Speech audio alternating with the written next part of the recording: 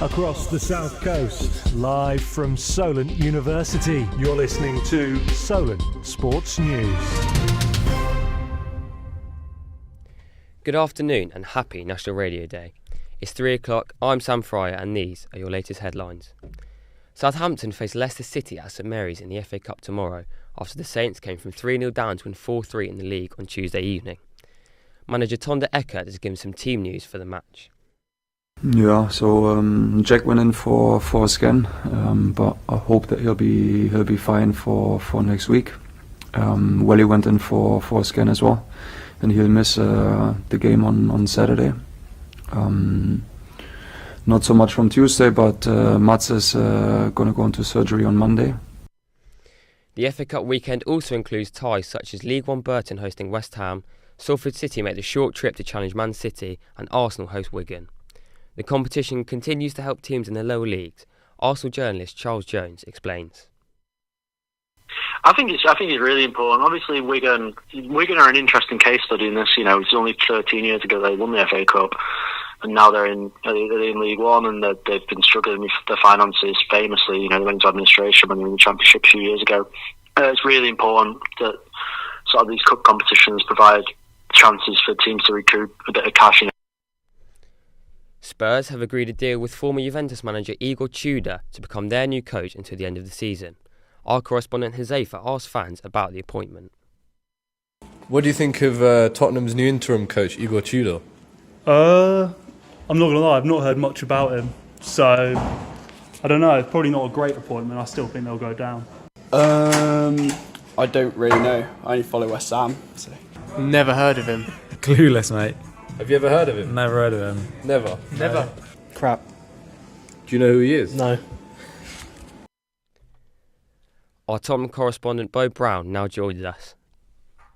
Yes, that's right, Sam. Tudor has agreed a deal to become the new interim boss at Tottenham.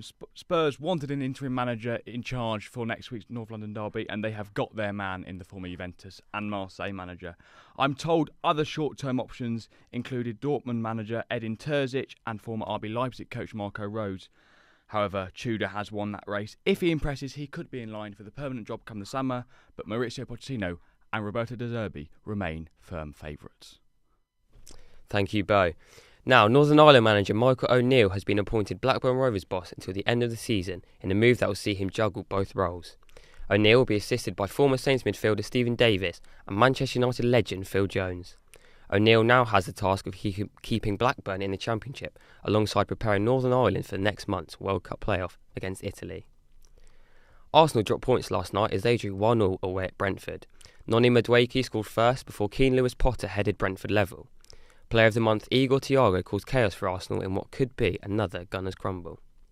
Sticking with Thiago, the Brazilian has signed a new contract at Brentford earlier today until the summer of 2031, with a club option of a further year. The 24-year-old has impressed with the Bees this season, netting an impressive 17 goals and 1 assist in 26 games. UEFA referees chief Roberto Rossetti says VAR is becoming too forensic. Speaking at the UEFA Congress on Thursday, Rossetti added that a lot of work is needed to find a consistent interpretation on handball. Rossetti said that the technology works very well for factual decisions like offside, but subjective situations are leading to too many interventions. The Solent tennis team have reached the semi-finals of Bucks after they beat Cardiff Met University. Solent won the tie 4-2, which included a debut for sports journalism's very own Nathan Williams. There was more success for the Solent teams against Cardiff as the Solent women's basketball team won 63-21 in a high-tempo match. The ladies dominated the game, securing their place in the semi-finals with their 42-point win. On to rugby now, and England travel north of the border to face fierce rival Scotland at Murrayfield as the Six Nations returns this weekend. Our rugby correspondent Max Freeman gives his view. Yeah, it's a huge game for Scotland and for head coach Gregor Townsend, who is under a lot of pressure. He's been in the role since 2017 after that poor result in Rome after losing 18-15 against Italy. They're coming up against their fierce rivals England, who they've actually beaten 4 of the last 5 times, but I don't expect this good form to continue. They're playing against an England side who are in great form under Steve Borthwick, haven't lost since early 2025. They have captain Mara Itoje back in the starting lineup for the Roses.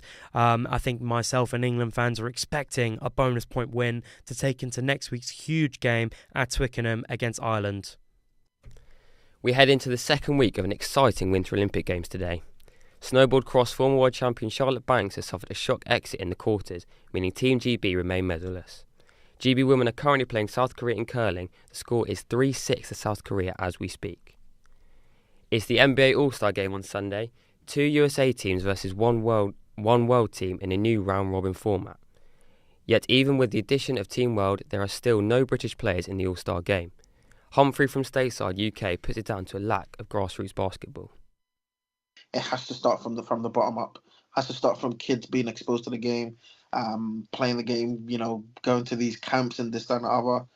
Maybe if they have to go all the way to the US and learn their trade that way as they're growing up, teenagers, stuff like that. Find out more about the new All-Star Game format and British involvement in the NBA at 4 p.m. On to tennis, and Canadian teenager Victoria Mboko beat Australian Open champion Elena Rybakina in the Qatar Open quarter-finals. Mboko trailed 2-4 in the decider but managed to win the final 4 games to take a 7-5, 4-6, 6-4 win that moves her towards the top 10 in the WTA rankings for the first time. The 19-year-old, who started the 2025 season ranked outside the top 300, has now beaten world number 3 Rybakina twice in their last 4 encounters. Gerwyn Price won his first night of this year's Premier League darts as he won in Antwerp yesterday. The Welshman beat Marco van Gerwen 6-3 in the final, with Glasgow the next stop for the darts as we look towards Week 3 action. Defending champion Rory McIlroy made a solid start at the AT&T Pebble Beach Pro-Am as Japan's Ryo Hisastune set the first round pace with a 10-under 62. Northern Ireland's McIlroy is 6 shots back after carding a 4-under 68 in California. That's all from us from this hour. I'll be back at 4. Remember, you can keep up to date 24 hours a day on our website, which is solentsportsnews.com.